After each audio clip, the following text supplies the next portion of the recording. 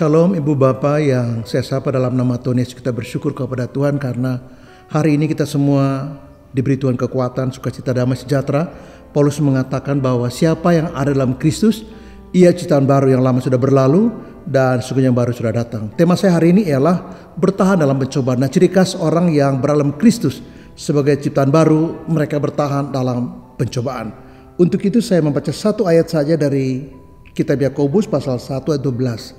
Berbahagialah orang yang bertahan dalam pencobaan, sebab apabila ia sudah tahan uji, ia akan menerima mahkota kehidupan yang dijanjikan Allah kepada barang siapa yang mengasihi Dia. Ada 4 hal yang menarik di teks ini. Yang pertama dikatakan bahwa berbahagialah orang yang bertahan dalam pencobaan. Itu poin yang pertama. Mengapa? Karena memang tidak semua orang yang bertahan dalam pencobaan. Ketika masalah itu datang, pergumulan datang, orang yang mereka cintai dipanggil Tuhan, apalagi meninggal karena COVID misalnya. Ini berat sekali beban, atau kita jadi bangkrut, ya, atau kita mengalami banyak krisis kehidupan dalam rumah tangga, dalam pelayanan kita menjadi merosot, usaha kita juga merosot, dan beberapa orang dengan sedih harus menutup usahanya karena kesulitan keuangan dan kesulitan misalnya penjualan, karena situasi daya beli masyarakat yang seperti ini membuat mereka kolaps, dan ini sangat berat. Jadi ketika situasi yang berat, maka tidak banyak orang yang cukup bertahan. Nah, orang yang tidak bertahan itu adalah orang yang kemudian akan tergerus oleh arus, ya katakanlah, masalah yang terjadi dalam kehidupan mereka. Dan ini saya mengatakan bahwa pandemi seperti yang terjadi hampir 2 tahun ini, ya, virus corona ini menguji 3 aspek dalam kehidupan kita, yaitu integritas. Yang berikut adalah kesetiaan kita dan kualitas iman kita. Nah, apakah kita punya integritas? Apakah kita punya kesetiaan kepada Kristus? Apakah kualitas iman kita, kadar iman kita itu mampu untuk mendongkrak kita, mampu untuk membackup kita supaya kita bertahan? Karena Alkitab katakan berbahagialah orang yang bertahan dalam pencobaan. Tidak semua orang yang bertahan, kecuali orang-orang yang punya integritas yang kuat dalam Yesus, orang-orang yang punya kesetiaan teruji, terbukti, dan orang-orang yang punya kadar atau kualitas imannya yang mumpuni dalam Kristus, sehingga mereka bisa bertahan. Dan Alkitab katakan berbahagialah mereka yang bertahan dalam pencobaan. Dikatakan oleh Yakobus di sini adalah sebab apabila ia sudah tahan uji, ia akan menerima mahkota kehidupan. Nah, orang-orang yang melewati satu tahap pengujian, tahap di mana mereka lulus dari sebuah ujian. Nah, kata apabila itu bicara tentang jika kita lulus. Artinya tidak semua orang lulus. Ya, bangsa Israel di padang gurun 40 tahun itu menggambarkan bahwa hanya 2 orang yang lulus dari generasi pertama yang keluar dari Mesir, yaitu Yosua dan Kaleb. Sisanya mereka gugur semuanya. Mengapa? Karena mereka tidak lulus ujian. Nah, lulus ujian itu mendatangkan kesenangan, kebanggaan. Saya sendiri waktu pertama di wisuda S1 saya bangga sekali, bangga setengah mati, sehingga saya tidak bisa berucap apapun. Saya tidak menangis tentu, tapi saya rasa bangga sekali. Mungkin itu kebanggaan saya melampaui waktu saya di wisuda S2 atau S3. Karena kebanggaan saya itu pertama kali dalam hidup saya menjadi seorang sarjana. Seorang profesor saya mengatakan bahwa kalau kamu di wisuda ketika toga itu dikenakan, disematkan pada kamu, dan kamu menerima semacam simbolik untuk ijazah itu kelulusan kamu pasti merasa berbeda. Dan itu benar. Saya merasa berbeda sekali, saya bangga sekali, saya senang sekali, saya happy sekali hari itu. Sehingga hari itu seperti saya makan juga tidak tertarik untuk makan, saya menikmati aja.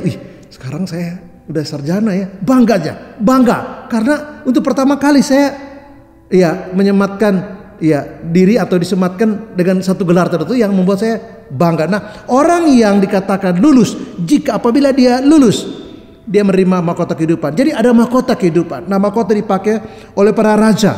Nah, kalau kita lulus itu menggambarkan kedewasaan kita, menggambarkan integritas kita, menggambarkan kesehatan kita yang teruji. Nah, kalau itu benar, maka bukan soal mahkota sebagai upah atau karunia yang kita terima dari Tuhan, tapi ruang untuk bersaksi di tengah situasi yang sulit seperti ini. Itu yang poin penting buat saya. Jadi ketika kita sudah tahan uji, ketika lolos, kita hanya bukan bahagia, tapi kita punya kesempatan yang manis, kesempatan yang luar biasa yang Tuhan kasih buat kita. Apa itu? Supaya kita bersaksi di saat orang begitu sulit dan hopeless, di saat orang mengalami kesulitan dan ingin mundur saja. Beberapa orang meninggalkan iman karena krisis hidup mereka yang begitu hebat. Tapi kita bisa bersaksi bahwa ada pengharapan dalam Yesus, bahwa ada jaminan dalam Yesus, bahwa Allah tetap Allah, dan apapun masalah terjadi, Dia tetap Allah dan berkuasa untuk menolong kita melewati itu semua. Dan kesempatan bersaksi melampaui mahkota kehidupan yang Allah janjikan buat kita apabila kita lulus dalam ujian itu. Ya, yang dijanjikan Allah kepada barang siapa yang mengasihi Dia. Ada satu kata kunci, yaitu mengasihi Dia. Nah, Allah berjanji kepada orang yang mengasihi Dia. Siapa orang yang mengasihi Dia? Adalah orang yang bertahan dalam ujian itu dan mereka lulus. Nah, ketika kita bertahan dan lulus, kita bukan hanya bahagia. Kita bukan saja mendapatkan apa yang Tuhan janjikan, yaitu mahkota kehidupan, tapi kita juga punya ruang bersaksi. Nah, Allah berjanji, dan janji Allah itu iya dan amin. Nah, banyak sekali kita kecewa dalam pernikahan. Istri banyak sekali kecewa kepada pasangannya. Anak-anak banyak sekali kecewa kepada orang tuanya, baik papa dan ibunya. Mengapa? Karena salah satu alasan ialah bahwa mereka berjanji. Mereka berjanji, senang berjanji.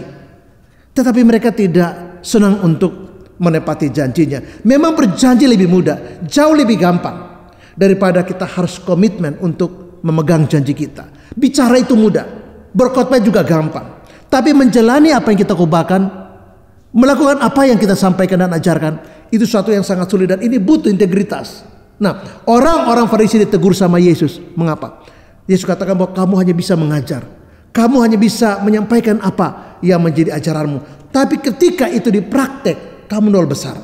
Kamu bahkan menjauhi apa yang kamu ajarkan untuk kamu praktekkan itu dalam kehidupan kamu. Jadi kamu gagal untuk menjadikan diri kamu teladan atas apa yang kalian ajarkan. Dan dikatakan oleh Yesus bahwa kamu pemimpin yang buta, yang munafik dan sebagainya. Mengapa? Karena mereka hanya pintar sekali mengajar. Mereka pintar sekali berceramah. Ada banyak sekali penceramah agama akhir ini. Mereka hanya bisa berceramah, dan retorika mereka cenderung sangat buruk, memecah bangsa ini. Dan bangsa ini diperjuangkan dengan berdarah-darah oleh para founding father kita, dan kita harus hargai itu. Ini bangsa yang besar, bangsa yang kaya. Nah, kita harus menyatu hati, kita harus bahu membahu, apalagi situasi yang sulit begini. Ini nggak bisa pemerintah sendiri menghadapi dampak dari corona ini. Kita bekerja sama. Jadi berhenti untuk menyampaikan ceramah, ya, diksi, narasi, khotbah yang bersifat pemecah belah. Mengapa? Karena kalau itu terlakukan, maka taruhannya terlalu mahal. Nah, saya katakan bahwa ketika Tuhan berjanji, maka Tuhan akan mengenapi janjinya. Ketika Tuhan berjanji untuk memberikan kepada kita mahkota kehidupan, itu ya dan amin, itu benar. Dan pada waktunya kita akan menerima itu seperti yang Tuhan janjikan. Jadi Allah berjanji, mari kita pegang janji Allah. Sebab hanya Allah yang berjanji dan Dia setia pada janjinya. Hanya Allah bisa berjanji dan Dia begitu berkuasa untuk menepati janjinya pada waktu yang ditentukan untuk membawa kebaikan buat kita yang menerima janji itu. Nah, jemaat mula-mula, kisah para Rasul mencatat bahwa bagaimana mereka menghadapi tekanan yang begitu berat dari luar.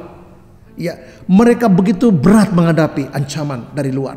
Tapi ada satu kekuatan yang mereka pegang dan terapkan dalam hidup mereka, yaitu salah satunya adalah mereka saling mengasihi. Ini poin. Dan inilah saya kira yang diajarkan oleh Yesus. Dan prinsip utama pengajaran Yesus yang sangat penting merangkum prinsip ini, yaitu kamu saling mengasihi. Dan kesalingan untuk mengasihi inilah, saling berbagi kebaikan inilah, saling memperhatikanlah satu dengan lain akan kesusahan, akan kebutuhan, akan pergumulan. Ketika kita berdoa, itu bagian dari cinta. Kita membantu, bagian dari cinta. Hari-hari ini kita melihat ketika situasi begitu sulit, ada orang yang bisa mengecam, ada yang mengeritik pemerintah, ada orang yang hanya mementingkan dirinya dan syahwat politiknya. Tapi ada beberapa orang yang sangat mulia hatinya, sampai mereka menyumbangkan bukan cuma tenaga mereka, tapi uang mereka. Dan ada orang yang menyumbangkan sampai 2 triliun. Waduh, ini dahsyat sekali. Saya berdoa untuk orang seperti itu, kiranya Tuhan memberkati dia, memberkati usahanya, memberkati keluarganya, memberkati anak istrinya, dan hidupnya diberkati oleh Tuhan. Karena orang ini menjadi contoh yang luar biasa indah. Bukan soal besarnya, memang besar sekali, 2 triliun itu gede banget. Saya nggak bisa membayangkan sebesar apa 2 triliun itu. Mungkin orang yang punya uang lebih banyak mungkin tidak terlalu berat, tapi bagi saya itu besar sekali angka 2 triliun itu. Bukan 200 ribu, bukan 2 juta, tapi 2 triliun itu besar sekali. Untuk saya besar sekali. Dan orang ini menyumbangkan itu. Nah, orang itu sedang mempraktekkan prinsip yang diajarkan Yesus, yaitu saling mengasihi. Mereka peka sekali, saya yakin dia peka sekali. Mungkin sebelum dia putuskan untuk memberi 2 triliun, dia barangkali duduk dan berdoa, dan dia menangis, dia melihat bagaimana Orang lain begitu susah, kehilangan pekerjaan, begitu susah dan menderita ekonomi, krisis ya mencari obat, krisis mereka harus isolasi mandi rumah dan tidak bisa kemana-mana. Itu untuk kebaikan. Tapi orang ini barangkali bergumul beberapa saat dan kemudian dia putuskan, oke, saya akan sumbangkan 2 triliun. Wah, itu luar biasa. Dan saya kira jemaat mula-mula memberikan satu pencerahan buat kita, satu praktek hidup yang diajarkan Yesus, yaitu saling mengasihilah kamu. Nah, hanya kasih, hanya cinta yang membuat kita bertahan melewati ujian pencobaan itu untuk kebaikan kita. Dan tidak salah untuk kemudian ya, satu kita di perjanjian lama mengatakan bahwa cinta itu lebih kuat dari maut. Dan Yesus mati juga karena cintanya yang begitu besar kepada kita. Dia rela memberikan hidupnya buat kita. Jadi cinta yang begitu kuat, kasih yang begitu sejati, melampaui semua beban dalam kehidupan kita. Bahkan kematian pun tidaklah terlalu besar apalagi menakutkan. Mengapa? Karena ketika cinta itu masuk merasuki jiwa kita, kita bisa rela berbagi dengan orang lain. Bahu-membahu untuk membantu pemerintah, bahu-membahu untuk memberikan apa yang kita punyai.